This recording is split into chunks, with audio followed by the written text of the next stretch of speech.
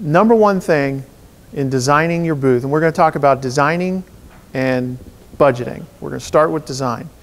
The number one thing you want to do is you want to have a goal, because you can't manage it if you can't measure it or something. There's like a whole thing about that.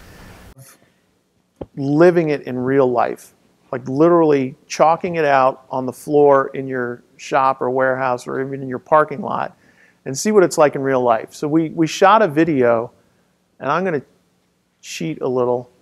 You guys have seen me talk enough. Okay, so now we're in the shop. And what we're going to do is we're going to take the line drawing that you put on the paper and we're going to make it come to life three-dimensionally. So you need a couple things. You need a tape measure and you need a roll of tape.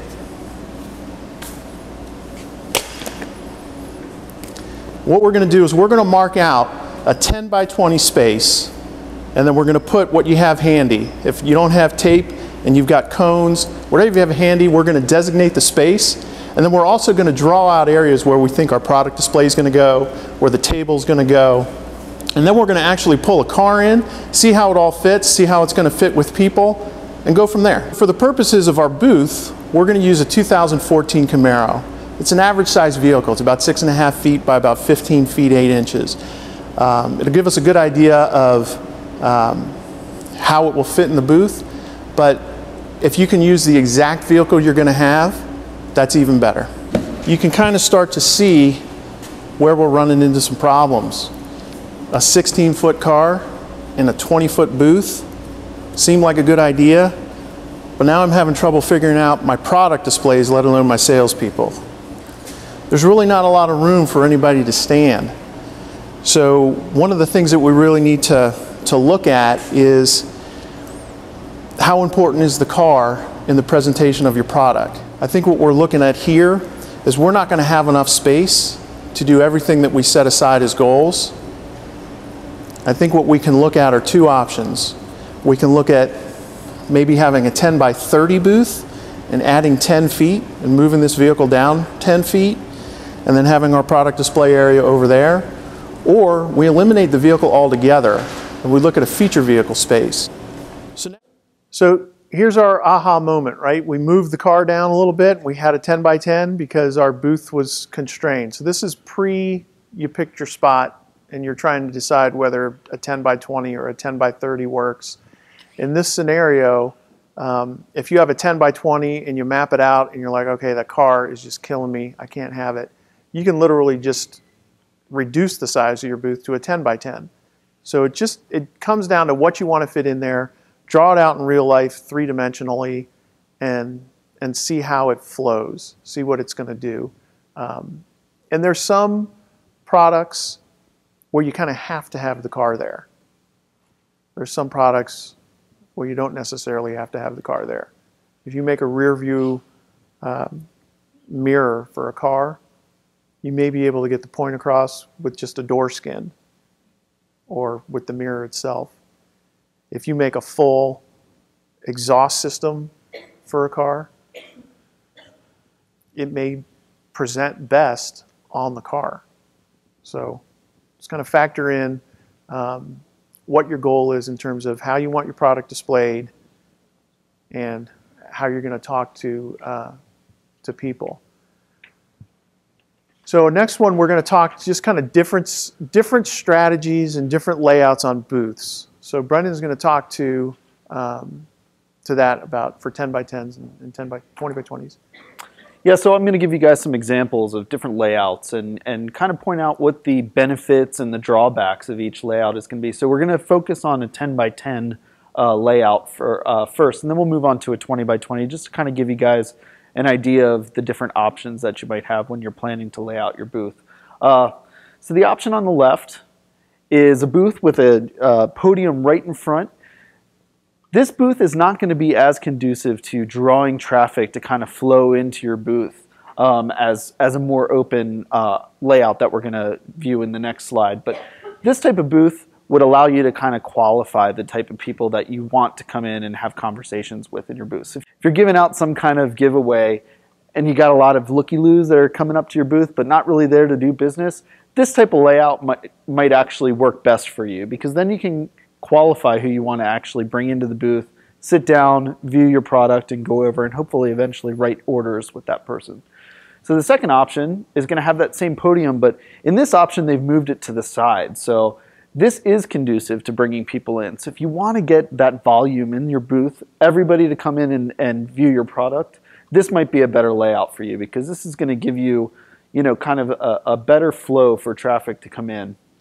So if your product displays in the back, you want people to come in and take a look, you might consider putting a podium to the side. And of course, you don't have to have a podium, but a podium is a good way to, you can have a greeter, you can have somebody in the front, or a gatekeeper, if you will.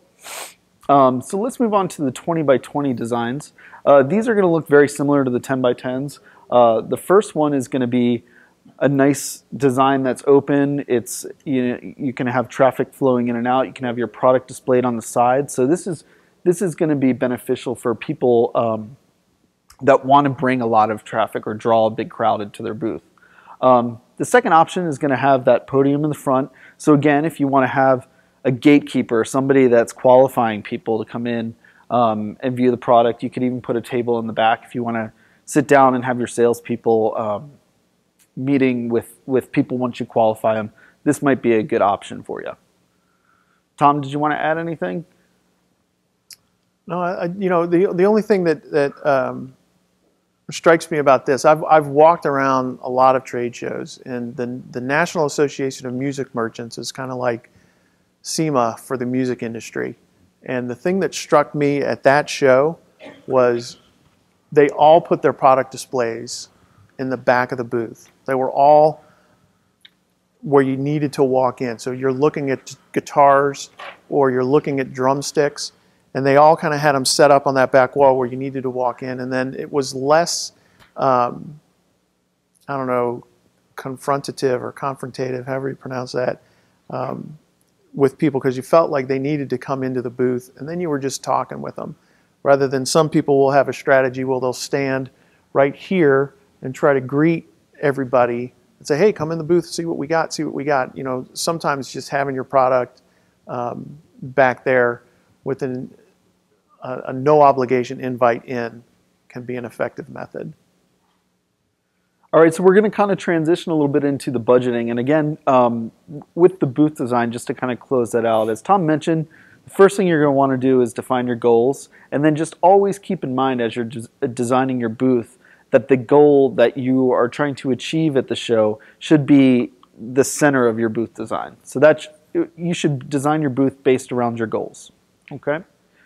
So a few things that are included, because there's sometimes a lot of misunderstanding as to what is going to actually come in the space that you've rented. So the things that we do include with your booth fee that you've paid, the first thing, and this is a big one, is 500 pounds of material handling for exhibits 400 square feet or less. So you're going to get your first 500 pounds free from Freeman.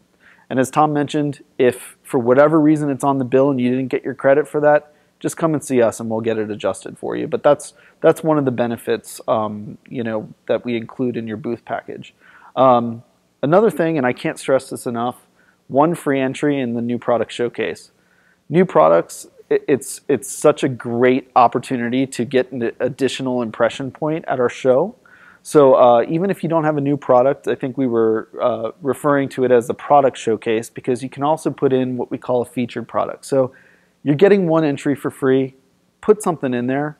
You're going to get leads from it. People are going to scan the product, and you're going to get an email with all of the people. It also is a lot of people reported that the booth traffic that they got initiated at the new product showcase. So it's very important that you put something in there. You're also going to get a company listing in the SEMA Show guide.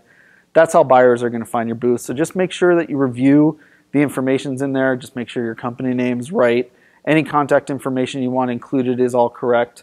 And then you'll have until August 28th to get that updated. You can just do that directly through the ESM site.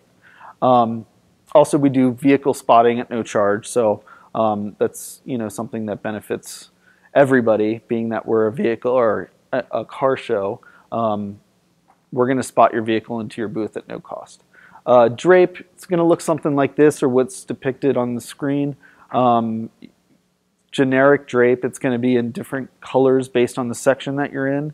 but you don't have to use that as your display. If you've got something designed specifically for your booth, a backdrop, you're more than welcome to do that, as long as you're installing it, keeping in mind our rules and regulations. And then an identification sign. So you're going to have a sign. I would recommend doing your own with your own branding, because it's really just going to be a basic white sign with black lettering that's got your company name and your booth number.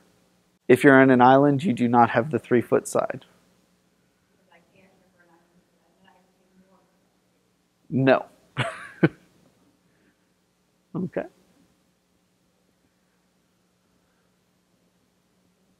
Okay, so now does anybody have any questions on booth design?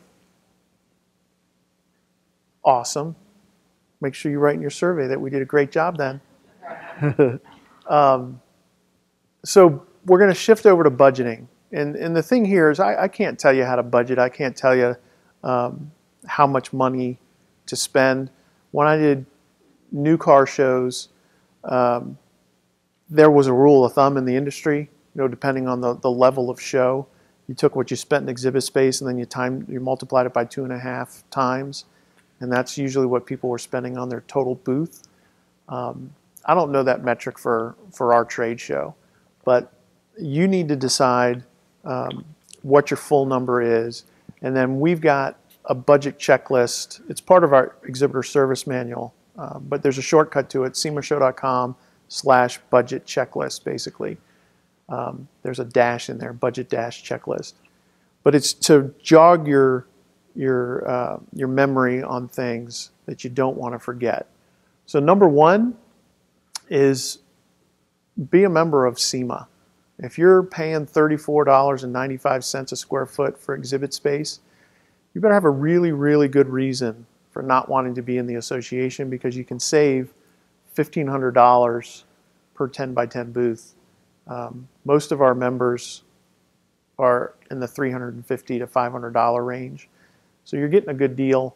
I've had people that said, you know, I don't like getting your correspondence, so I don't want to join your association.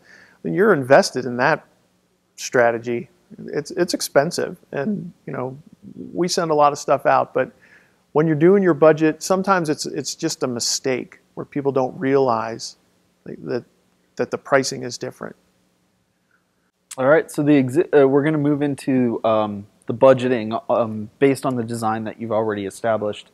There's a few different ways that you guys can put together your display. The examples that we showed for the different configurations, those are all, as Tom mentioned, turnkey booth packages that you can rent directly through Freeman. So there's a form and there's different options based on your booth size, all in the Exhibit Services Manual. It's a good option if you are looking to have something completely turnkey. You just want to show up, install your product. Everything else is done for you. It includes, some of them include electricity, that include your flooring, and then you just send them a graphic and they build your display for you. Another option, if you do a lot of shows and you always have, say a 20 by 20 or 20 by 30 booth, you may consider building an actual display that you would travel from show to show. So that's an option. Or you could refurbish something that you've got existing. So if you want to freshen it up, if you've got something that's kind of old and tired, there is an option to work with a display house to have your old elements kind of restructured and refurbished. Graphics, something to definitely invest in at the show, because that's your brand. That's what's going to grab the attention of the buyers and the media that are walking through. So definitely something that I would budget for, freshening up your graphics, freshening up your branding. Hanging signs, it is an option for booths that are 20 by 20 or larger. There is a fee for it, so all of the information again is going to be in the ESM. And then there's also a form that you would fill out for that. So something that you can consider to drive more traffic to your booth is a hanging sign. And then crates and containers. That's just going to strictly be the vessel for shipping your booth from show to show or from warehouse to warehouse. So something to invest in is good containers for shipping, just because I'm sure you guys have seen some accidents on the show floor if you've done events before, where booths can get hit by forklifts and other things like that. But if you've got a good vessel to ship it around in, you can help protect your investment.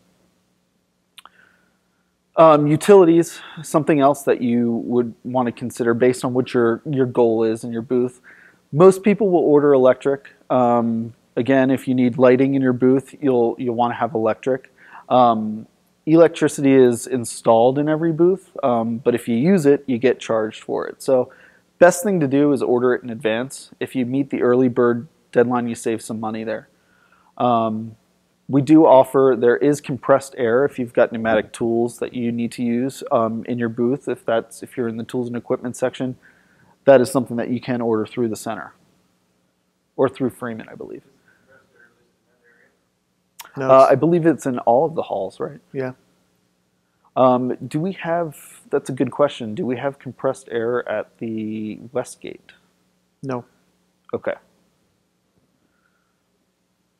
They have it in the walls? Okay.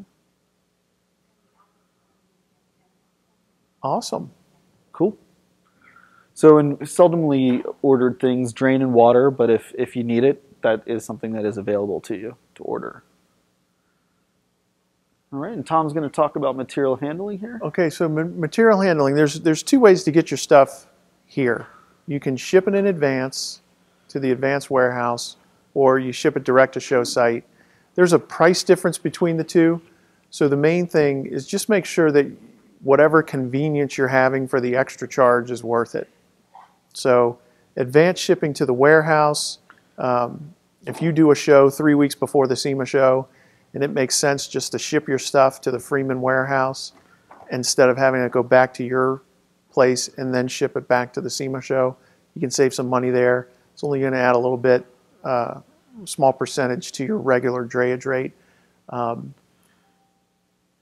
Otherwise, just ship it direct to the show. Now, the 500 pounds of free drayage, I believe, applies to both direct show shipments and advanced warehouse. They try to make it really simple. So however you do it, you still can take advantage of the 500 pounds free if you're 400 square feet or smaller. So have a strategy on some of your material handling. There's some things you can do within the rules to bring stuff in. So I like to say, if you're consistently handing out 2 boxes of brochures every single day in your booth, and let's just say that those brochures are 100 pounds. If there was a way to have them in the feature vehicle that was in your booth, or have them in your hotel room, and each morning you and one other person brought a 12-pound box into the show, just hand carried it in, that can save you some money. You can take stuff, you can hand carry stuff in, you can use a 2-wheel dolly. So my recommendation is on big stuff and bulky items, let that go through the back door. But small, heavy things like brochures and paper and that type of thing, if it makes sense and you can save some money, just have a strategy for the small, heavy things. It's all within reason. I said it before, we're a big show. So there's, I think, 12.5 million pounds of freight that crosses the dock at the SEMA show. That's a lot. That's heavy for trade shows. So we always tell Freeman, don't get distracted what's happening in the front. Take away what you're doing in the back. So as long as we're kind of within the rules, we have this nice symbiotic relationship. So I say that as a heads up. It all doesn't have to be shipped. Feature vehicles are like a Trojan horse. Use it wisely. And again, you're coming in every day anyway. If you drove your vehicle from wherever you live and have stuff in it and can hand carry it in, take advantage of that. Next, we talk about labor. There's different things you can do. Depending on the size of your booth, you may want to hire labor. You can get it from a display company. You can get it from Freeman. You can't get it from people that don't have insurance. So you can't go to a labor pool and say, hey, I need 5 guys, and 5 guys show up, and they're going to build your booth for you.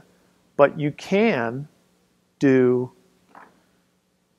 certain things with your full-time employees. So we'll jump ahead a little bit. A full-time employee can build your booth. They can't go on a ladder. Did they cover this in the ESM one? They can't go on a ladder 3 feet off the ground, but they could build your whole booth. They have to be a full-time employee. It can't be a temporary employee. And somebody may come by and check and make sure they're a full-time employee and want either a pay stub or some kind of employment card. And really that's just to make sure that if anything happens, if anybody got hurt, that they're covered from an insurance perspective. They'd be under your workers' comp insurance. But there's a form in the exhibitor service manual that tells you all the things you can do and all the things you cannot do, and what the official contractor has to do. It's under the guidelines and policies. Find that form and take it to lunch one day while you're eating lunch and just read through it. It's 5 minutes, but it'll tell you what you can hand carry in. It'll tell you whether or not you can't hang a sign, as a for instance. It'll tell you that you can have your full-time employees build your booth. So we're not a forced labor hall. As long as you're within the rules and regs, you're good. And you can save some money. Now, if you have a big booth, sometimes it makes sense to have an exhibitor-approved contractor do the work. It becomes cost-effective because they're going to give you design. They're going to build it right. There's going to be quality. They're going to maintain it. They may store it. There's a lot of things that these EACs will do. So it depends on the scale that you're coming to the SEMA show with. But know that you have options is really the big takeaway there. All right. A couple miscellaneous items that you might want to consider when doing your budgeting. Access storage. If you're going to need to access items throughout the week, but you need the crates taken away, you would need to arrange for and pay for access storage, because otherwise your empty crates are just going to be put on a truck and taken off property. Okay. So also something to consider in your booth design, you can purpose different parts of your display as storage. So that might help you keep your costs down if you can kind of hide your brochures underneath a cabinet or a display case rather than having to take them to access storage or a place where you would need to access them all week. AV, we do have a company, PRG, it's a show partner, that you can rent televisions, computers, whatever you might need for your display. A lot of times it is less expensive to buy something and bring it. Like a television to rent for the week may be more expensive than just going to Walmart and buying yourself one.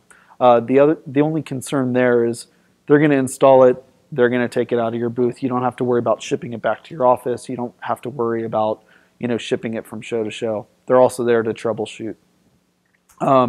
Booth cleaning, you can do it yourself. You don't have to hire Freeman to do it. You can, if you have a large booth and you don't want to worry about vacuuming it each night, you can budget for and order booth cleaning. Carpet, you do have to have some type of floor covering in your booth. You can order carpet from Freeman. You can bring your own. You just have to put something over the concrete. Computer rentals, again, something that you could do. Most people would just bring their own computers, but if you don't want to worry about schlepping things from your office, you can always order those through PRG.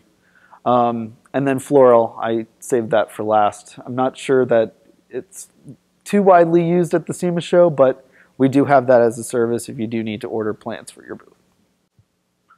So the other half of this stuff is furnishings. There's definitely options for what you can do to furnish your booth. Again, it's cheaper sometimes to buy things than to rent things, but you have to weigh out whether you want to ship them somewhere and store them and what you're going to do. A lot of times the numbers are very similar. Internet access, I want to caution you on how you handle that. We provide free, quote-unquote, internet service throughout the building. They've just completely redone the system where it's really, really good.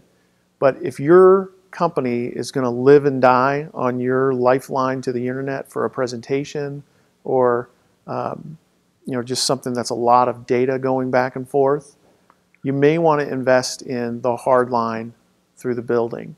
And I have now said this a couple times where I have a hard line hooked up to the computer in that general session room. I've yet to use it, but I couldn't stand in front of a large group of people and have it not work. So even though I have everything on my computer, I still paid to have a hard line done, because if for whatever reason my presentation didn't work, I'd be able to pull it off the cloud and do it kind of seamlessly and just as quickly. So just caveat emptor on that. The internet access is there, but it's really for emails and stuff that isn't crazily important.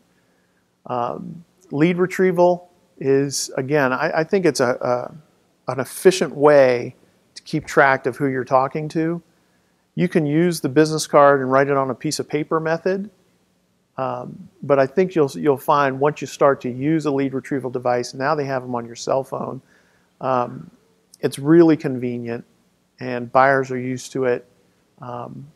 It can be very cost effective. And again, I break everything down into 5-minute conversations. So if you have one person that's just trying to keep track of all your lead retrieval stuff, they're not having any 5-minute conversations. The photography, presenters and hostesses, security, vehicle detailing, these are kind of a higher level of booth. Just kind of want to bring them to your attention that those options exist. Photography is so 15 years ago. I mean, companies existed that just came and took pictures of your booth. I think my iPhone has more megapixels than the cameras back then did. So a lot of times you can just take the pictures of your booth that you need. But if you want something professionally done, we've got companies or a company that will do it for you and do it really well, because that's all they do is trade show photography. So next we'll talk about freight and transportation. All right, so most of these are pretty self-explanatory. There's different options as far as getting your freight to and from the show. One that I want to call out in particular is the personally owned vehicle, or POV. The reason I bring this is a way that you can save a lot on shipping.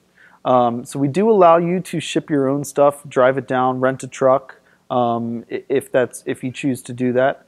The one thing I will point out is to make sure that you pay attention to the guidelines that we have established in the ESM around personally owned vehicles, just because there are specific areas that you do have to unload your freight. And then again, once you get the freight out of your POV, the same material handling rules do apply. So you can move stuff on a 2-wheel cart, you can't move stuff on a 4-wheel cart.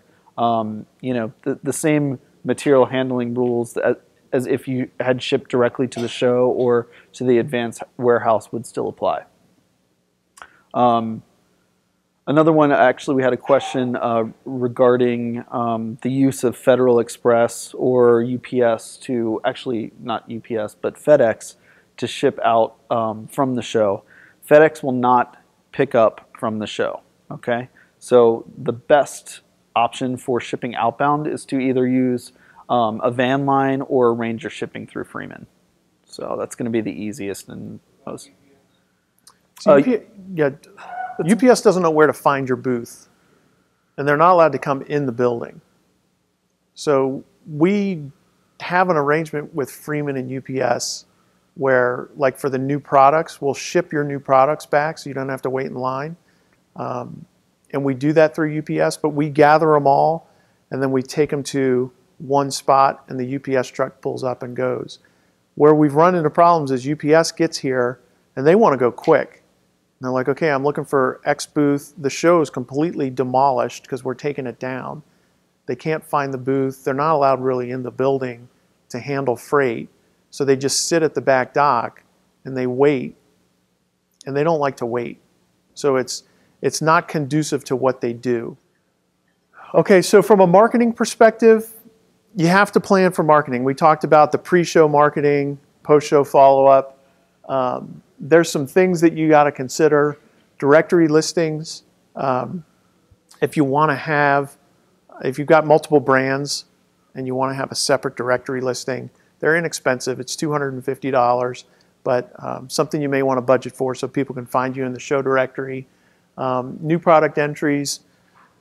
Do these until you run out of products to promote. They're $75 a piece after the first one, which is free, but would be something to consider. A buyer list rental is something to consider. That goes down to that whole mantra of not treating the show like a fishing trip. We will help you target buyers. It's a direct mail program, but it may be able to geographically target or specific industry target some buyers before the show. You may find that beneficial. Feature vehicles. I ask that you go into feature vehicles with both eyes open. We have companies that make a business of selling feature vehicles at the SEMA Show. And it's under the guise of helping you. So they'll call you and they'll say, hey, I got a guy with a BRZ who wants to put your product on it. You cool with that? And then he's selling the BRZ an opportunity at the SEMA Show for a $1,500 marketing package. So he uses your $400 vehicle space, comes in under the radar, and now he's making $500. He's getting free product for his guy from you. It's a mess. So I want to make sure that your eyes are open on feature vehicles. It's displaying your product the best light possible, and it's not just your product or your sticker on a car that's secondary to the mission. These feature vehicles, you should treat them as though they were in your booth. It should be the same. You should be able to swap them out.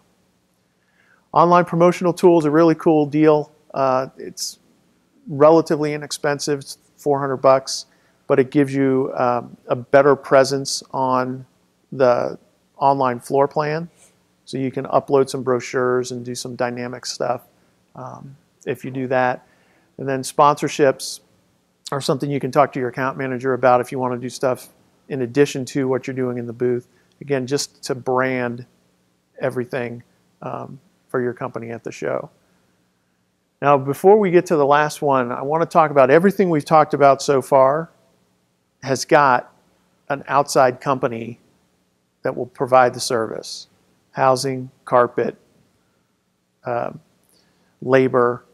There's a lot of companies out there that are going to be soliciting your business going into the SEMA Show. Be cognizant of them not being officially associated with our event.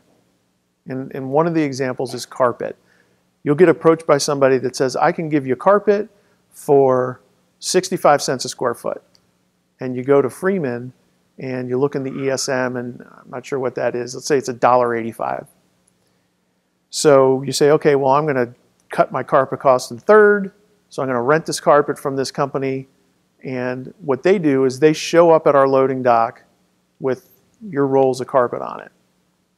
They can't bring it in the building. So Freeman needs to bring it in the building. And Freeman or somebody needs to lay the carpet. So let's just say you lay the carpet. At the end of the show, that carpet has to go somewhere. You have to roll it up, hope that the guy comes back.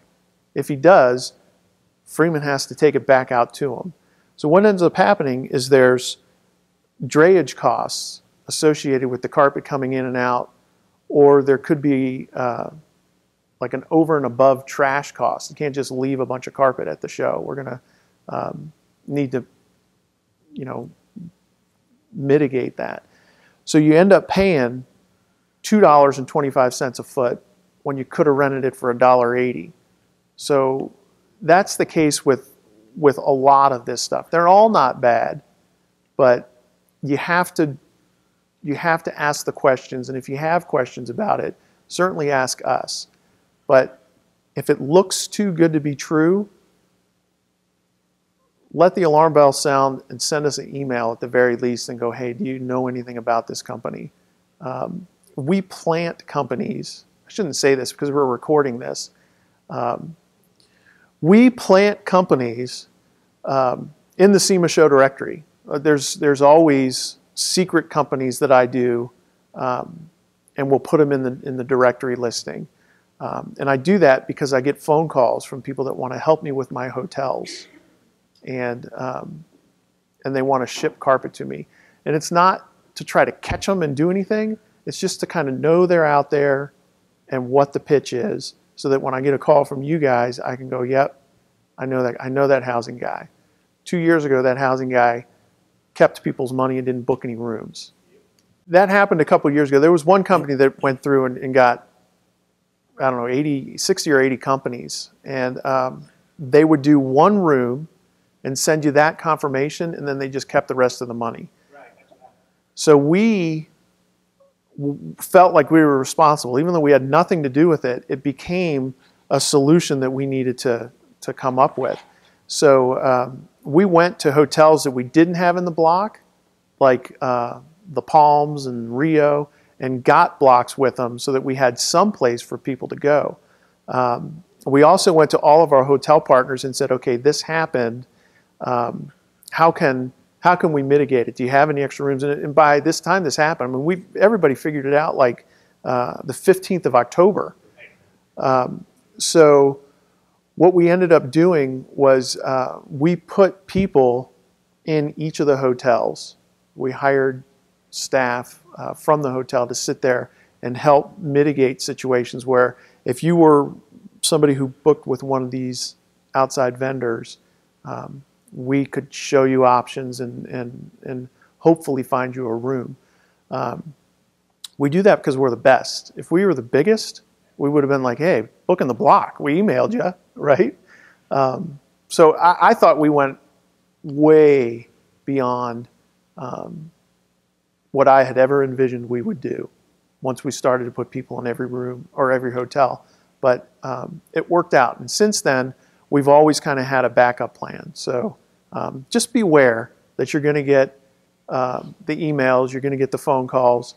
And that's why we created that partner logo system. It wasn't an infomercial so that we could help these guys do well as much as it is. We pre-negotiate the rates so that we know you're going to be protected.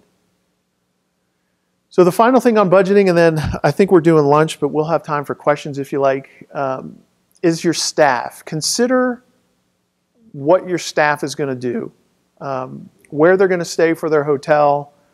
Did you register them all? Did you do it on time to take advantage of, getting the badges in the mail and not having to pay extra? Where are you going to eat? Are you going to have uniforms for them? Do you have training that you specifically need to do? These are some staff things that you need to think about. A couple tips. Let's say that you're a company that sends 15 people to the show. It goes all the way from the guy that drives your freight out and sets your booth up to the president of your company. Do they all need to stay at the same hotel? Maybe not. So if the president of your company is a Wynn guy, don't spend all the money for all 15 people to stay at the Wynn. There's other hotels, and you start to make sense of it. Like, okay, I've got a person or two people who come to the booth every day, clean it, spot detail my products, and then by 10 o'clock they're gone. That guy should probably stay walking distance, and maybe not the same sea-level suite hotel that your president's at. So that's one tip on the hotels. The other one is the meals. You can go to Buca de Beppo or Gordon Biersch, or you can go to Gordon Ramsay, and there's all price levels in Las Vegas. So just be cognizant of that. Be cognizant of people needing to eat at show site, and it takes a long time because there's lines of people at noon with 40 or 50,000 people in the building at one specific time. Everybody wanting to eat lunch. There's going to be lines. So factor that in. And that's kind of it. You know, I'm kind of famous for finding the deals on food. You know, there's always a party somewhere with a hors d'oeuvre that needs to get eaten.